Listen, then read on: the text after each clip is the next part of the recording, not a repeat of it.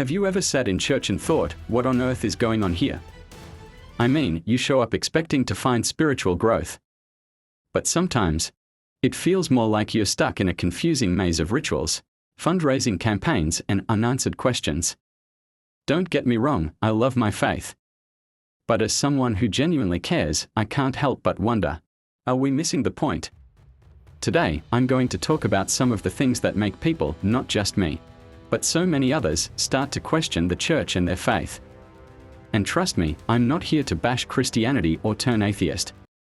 I'm here because I believe in asking tough questions to help us grow. Let's dive in. Materialism and secular success. You know what really gets to me? The money talk. I once attended a service where 80% of the time, yes, I was counting, was spent asking for money. Tithes, offerings, pledges, special funds. It felt more like I was sitting at a corporate fundraiser than in a place of worship.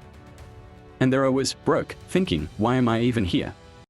Wouldn't it make more sense to go to the market, make some sales, and just wire the church my earnings? At least then, I'd feel productive. Here's the thing, I get it. Churches need resources to function. But when money becomes the main message, don't you think we are missing the heart of what church is supposed to be about? And that's not the only thing that feels off sometimes. Let's talk about the rituals. Overemphasis on rituals over relationship. Oh, the rituals. Stand up, sit down, bow your head, repeat after me. It's like a spiritual aerobics class. But here's the thing, after a while, I noticed I wasn't feeling any closer to God. It was just emotions. I started wondering, is this what a relationship with God is supposed to look like? Because if I'm honest, it felt more like checking boxes than building faith. What's the point of a ritual if it doesn't lead to connection? Isn't faith supposed to be alive, dynamic, and personal? And speaking of personal, sometimes it feels like we are losing the ability to make our own choices. You ever feel like some churches want to micromanage your life? I once heard someone say you shouldn't even wear a certain color because it was ungodly. And I'm sitting there thinking, do I need to run every decision by the church? Should I call the pastor before I pick my breakfast cereal? Look, faith is meant to guide us, not control us. If we are constantly being told what to think, where's the space for personal growth and understanding? God gave us free will for a reason, right? But then again, free will leads to questions, and prayer is one of the biggest ones. Disillusionment with prayer. Let's talk about prayer. I've prayed for small things, big things, impossible things. And sometimes, it felt like God hit the mute button on me. Have you ever prayed so hard for something, only to hear silence? It makes you wonder, is God even listening? And then, when you look at the world, the wars, the disasters, the suffering, you can't help but ask, if God is good and powerful, why doesn't He fix this? These questions don't mean I'm losing faith. They mean I care. But let's be honest, it's hard not to feel disillusioned sometimes. And when you're asking these tough questions, the internet doesn't make it any easier. Access to diverse worldviews. Oh, the internet. You ever fall into a rabbit hole of YouTube debates or Reddit threads? One day, I stumbled onto a debate between an atheist and a pastor. And let me tell you, it was like opening Pandora's box. Suddenly, I realized how many perspectives are out there.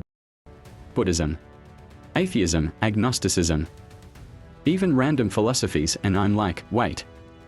There's a whole world of ideas outside my bubble. It doesn't mean I'm abandoning my faith. It just means I'm asking, what if we are not the only ones who have it figured out? And speaking of figuring things out, sometimes church just feels out of touch. Perceived irrelevance of religion. You ever leave church and think, what did I even learn today? I've been there. Sometimes, it feels like sermons are stuck in the past, talking about ancient shepherds and rituals, when what we really need is help dealing with stress, relationships, or, I don't know, paying rent. The world is changing, and people need real answers for real problems. If the church doesn't evolve to meet people where they are, isn't it losing its purpose? But sometimes it's not the sermons that push people away, it's the people themselves. Negative personal experiences. One of the hardest things for me was experiencing church hurt. I once opened up to someone I trusted, sharing something deeply personal. By the next Sunday, it felt like the whole church knew. And I thought, did I just join a prayer group or a gossip circle? It's hard to stay connected to faith when the very place that's supposed to uplift you is the one tearing you down. And I know I'm not the only one who's felt this. But stepping outside of that hurt, I've also learned something beautiful about the world. Globalization and religious pluralism. Traveling and meeting people from other cultures really changed me. I met Muslims, Hindus, atheists, people who were kind, compassionate, and joyful without being Christians. And I thought, wait, if they are good people without my faith, what does that mean? It's not about doubting my faith, it's about realizing that God's love might be bigger than we imagine. Maybe the church could learn a thing or two from the people we are so quick to judge. So, where does this leave us? Am I saying Christianity is wrong or that people should leave their faith? No. What I'm saying is that we need to do better. As Christians, we need to ask tough questions, face uncomfortable truths, and focus on what really matters: loving God, loving people, and living out the message of Christ. If you've ever felt this way, don't let it push you away from faith. Let it push you deeper into seeking truth, deeper into understanding, and deeper into being the kind of church that Jesus would actually recognize. So, let's start the conversation. What's been your experience? Share your thoughts in the comments and let's figure this out together.